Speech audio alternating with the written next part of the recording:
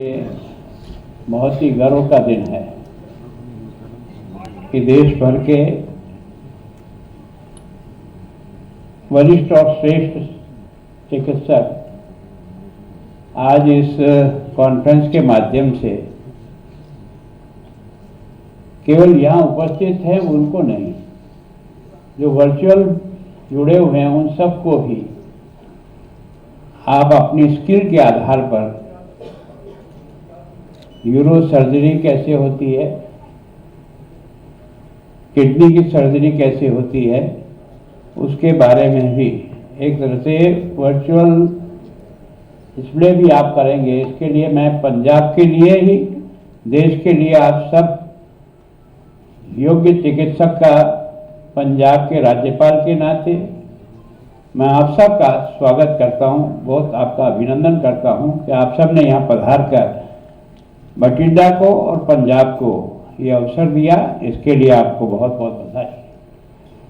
आज डायस पर डॉक्टर संदीप सिंह जी, जिन्होंने अपनी बात कौशल विकास के बारे में कहा, वास्तव में जिसकी आवश्यकता प्रारंभ से महसूस कर रहे थे। डॉक्टर DS कोठारी ने अपनी जो शिक्षा नीति घोषित की थी उसमें भी इसको रेखांकित किया था, लेकिन हम लोग उसको आगे तक बढ़ा नहीं पाए। नई एजुकेशन पॉलिसी की सबसे बड़ी थीम यही है कि हम अपने बच्चों में स्किल कैसे पैदा करें शिक्षा के साथ साथ। तो मैं सोचता हूं कि आपने इस विषय को पंजाब को जो सौगात दी है उसके लिए तो आपका धन्यवाद। चाहते हैं कि और भी इसी तरह से कुछ केंद्र बने ताकि हमारी यूथ जो इधर उधर रास्ता भटक रही है उसको सही दिशा में एक तरह से उसका जीवन चले, देश के लिए भी उपयोगी बने। और मैं सोचता हूं कि हमारी जो आज पंजाब की जो शक्ति है ये वीरों का प्रदेश है, बलिदानियों का धरती है, यहाँ गुरुओं की धरती है, जिन्होंने केवल और केवल अपने देश धर्म के लिए सब कुछ न्यौछावर किया। वहाँ का यूथ भटक रहा है, उसको रास्ते पे लाने का सबसे सशक्त माध्यम कोई होगा तो ये कौशल विकास होगा, जिसको आप आगे बढ़ा रहे हैं। प्रोफेसर RP तिवारी साहब, उपकुलपति केंद्रीय विद्यालय, मैं सोचता हूँ कि मैंने जब से वाइस चांसलर की मीटिंग में आपको देखा और सुना, ये लगता है कि वास्तव में भारत क्या है इसको समझ करके इसको लोगों के मन में उतारने का प्रयत्न कर रहे हैं। उसके लिए आपको बहुत बहुत धन्यवाद। डॉक्टर मीनू सिंह जी, जो वास्तव में बठिंडा के डायरेक्टर हैं और इसकी आयोजक में सबसे बड़ा योगदान उनका है, उनका ही मैं अभिनंदन करता हूँ। डॉक्टर राजीव सूद, जो बाबा फरीदा यूनिवर्सिटी के, उनके साथ भी मुझे एक दो कार्यक्रम में मिलने का सौभाग्य मिला। डॉक्टर AK सनवाल जी, अध्यक्ष भारतीय यूरोलॉजी सोसाइटी उत्तरी क्षेत्र, जिसके तहत ये कॉन्फ्रेंस हो रही है, उनका मैं बहुत बहुत अभिनंदन करता हूँ। डॉक्टर ऋषि नैयर, सचिव भारतीय urology society, doctor Kamaljeet Singh जो आयोजक हैं उनका, और अखिलेश पाठक डीन साहब आपका, और संपूर्ण देश से पधारे हुए सभी डॉक्टर्स का, और विशेष करके यहाँ के अध्ययनरत भाइयों और बहनों डॉक्टरों का मैं हृदय से बहुत बहुत आपका अभिनंदन करना चाहता हूँ। मुझे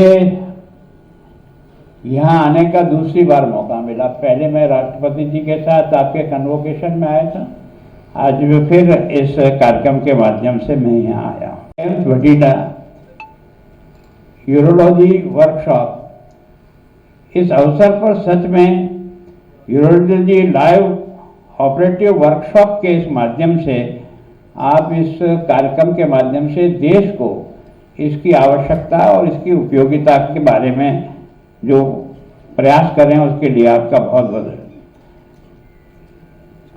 यूरोलॉजिकल सोसाइटी ऑफ इंडिया इसके विशेष आभारी हैं कि उन्होंने हमको ये अवसर दिया कि उत्तर क्षेत्र की इस कन्वोकेशन को हम यहाँ, इस वर्कशॉप को हम यहाँ कर पाए।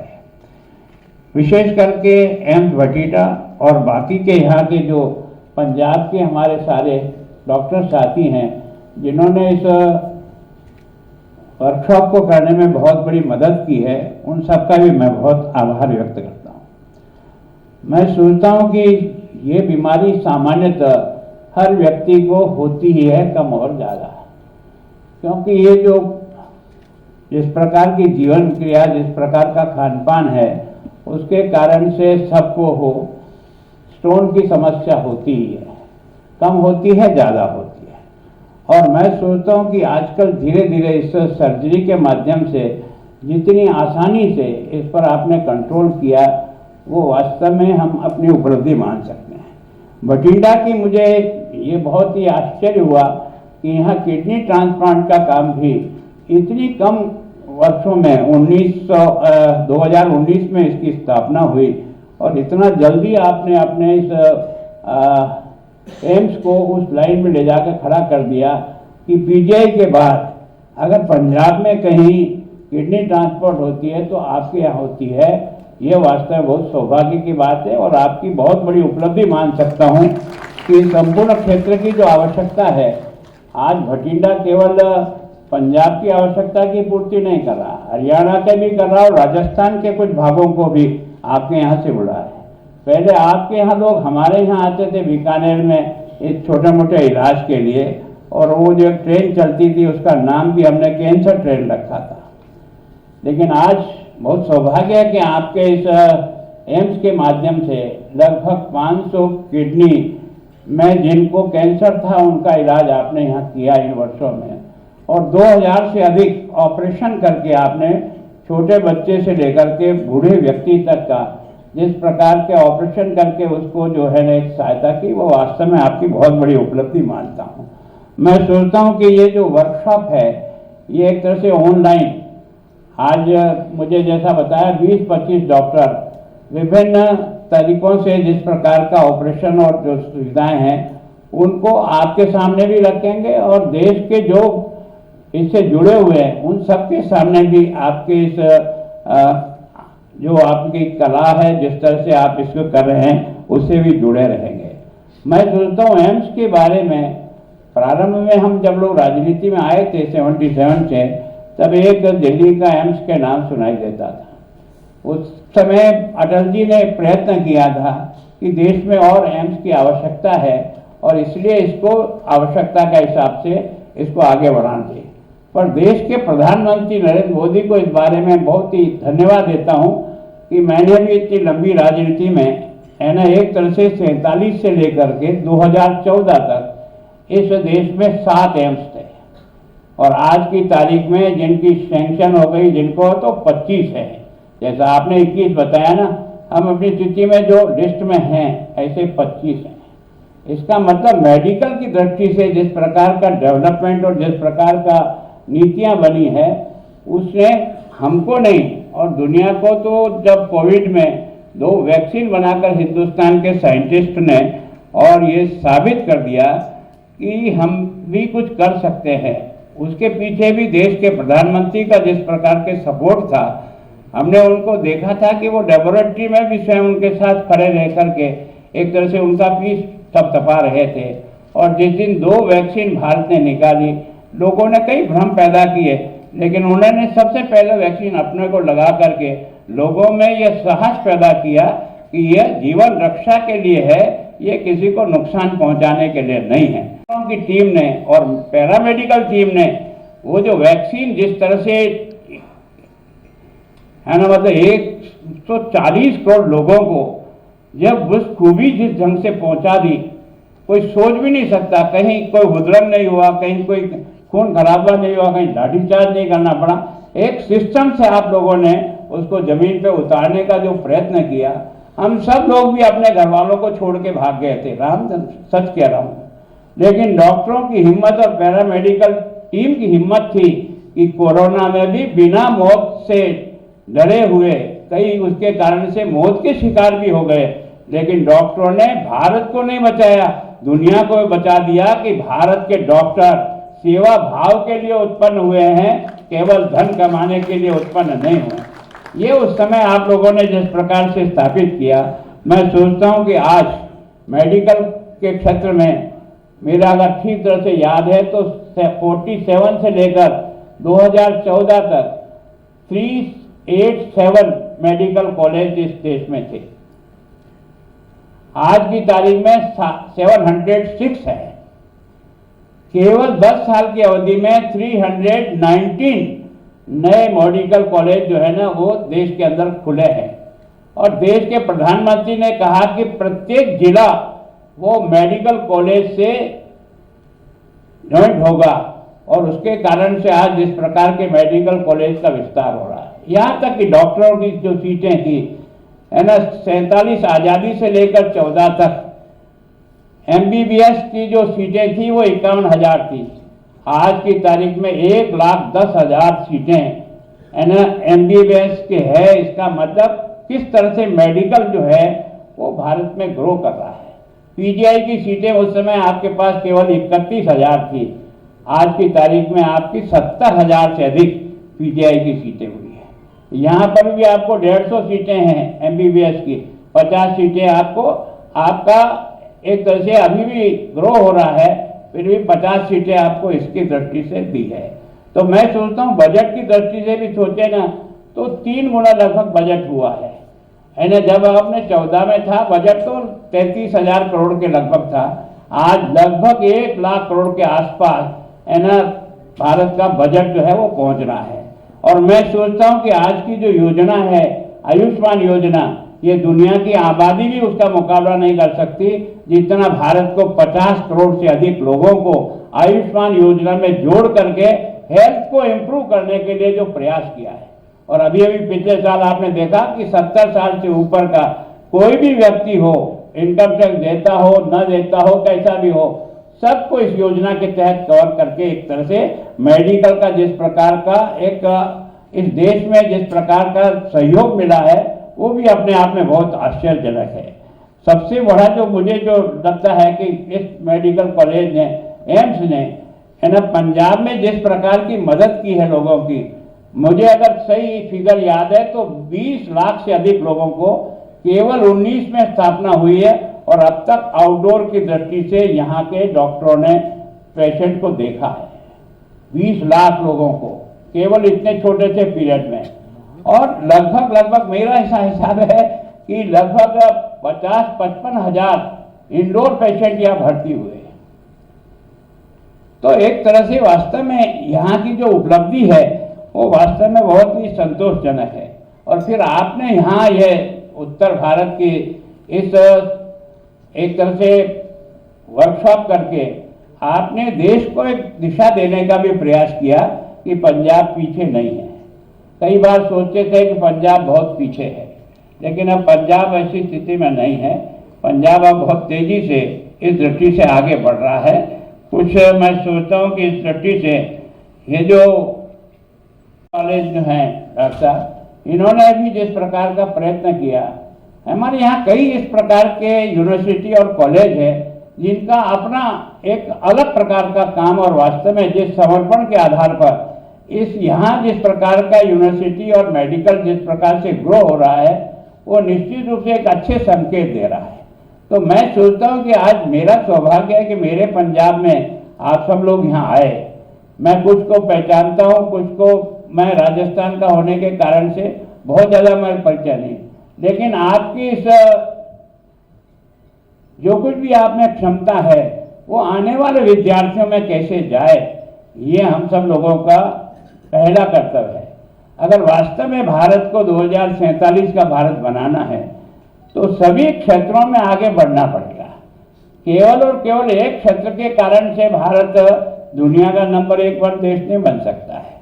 तो मैं सोचता हूँ कि स्वस्थ भारत रहेगा तो ही स्वस्थ भारत का विकास होगा। बिना स्वास्थ्य के कोई भी आदमी नहीं।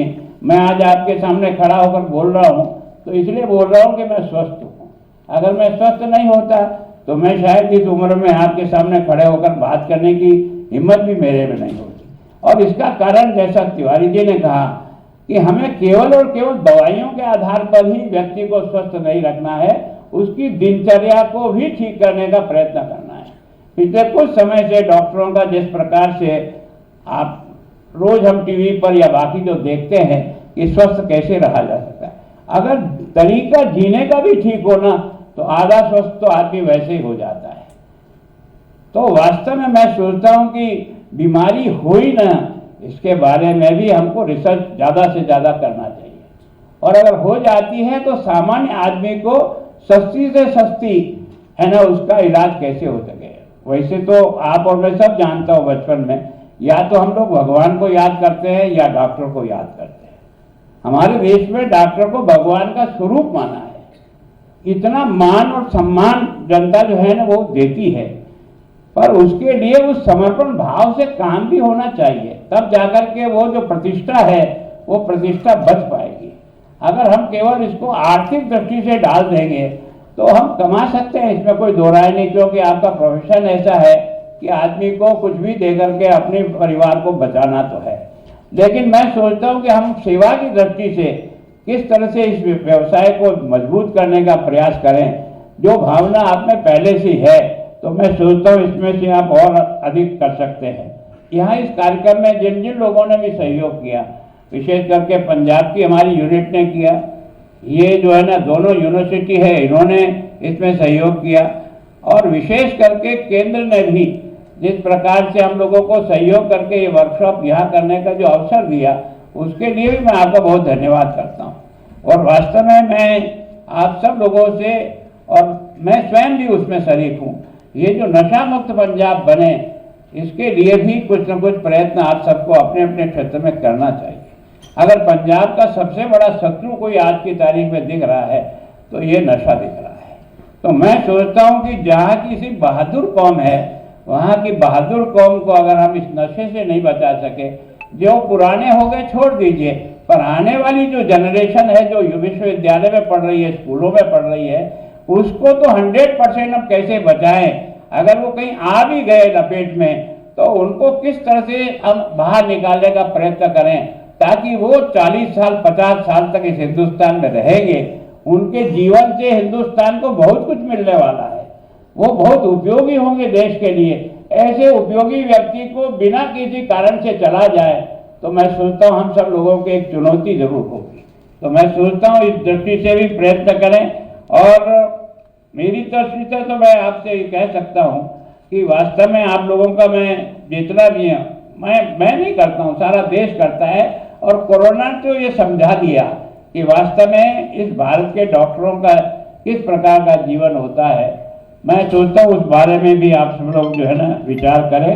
और ये जो मैंने जैसा कहा कि हमको शायद 125 सीटें हैं MBBS की और 50 है इसकी PG की, 50 है ना PG आप बठिंडा। हाँ, तो मैं सोचता हूँ कि जिस प्रकार की हमारी आवश्यकता है अभी तक भी हम गाँवों के हर व्यक्ति तक मेडिकल की सुविधाएं अभी भी नहीं पहुंचा पाए।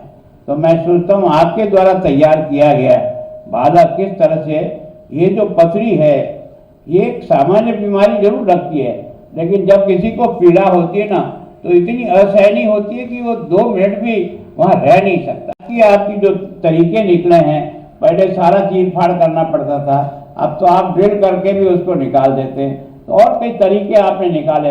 और सबसे ज़्यादा खुशी यह है कि ट्रांसप्लांट जो सबसे कठिन लगता है और बड़ा कठिन स्थिति लगती है वो आपने यहाँ शुरू की है। मैं सोचता हूँ जरूर आपको और मुझको इससे बड़ा संतोष का अनुभव होगा। एक बार मैं अपनी ओर से, पंजाब की ओर से आप सब पधारे हुए डॉक्टरों का हृदय से स्वागत करता हूँ, अभिनंदन करता हूँ और उम्मीद करता हूँ कि आप और हम सब मिल करके आने वाली जो जनरेशन है उसको हम स्किल की दृष्टि से इतना करें कि भारत का डॉक्टर आज भी जहाँ भी है, USA में मैं गया तो वहाँ लगता है कि भारत की डॉक्टरों की पहचान USA में भी नंबर 1 पर आती है। इसका मतलब भारत से पढ़ा हुआ बच्चा कहीं भी किसी भी दृष्टि से कमजोर साबित नहीं हो रहा है। इसका मतलब हमारा स्तर ठीक है, हमारी पढ़ाई ठीक है, केवल और केवल उसको अधिक से अधिक कैसे प्रैक्टिकल नॉलेज हो और ये रिसर्च वर्क में किस प्रकार से ज़्यादा इन्वॉल्व हो, रिसर्च को आधार बना करके हम कैसे इस एजुकेशन को और उपयोगी बना सकते हैं, यही निवेदन करके मैं अपनी बात को पूरी करता हूँ। धन्यवाद।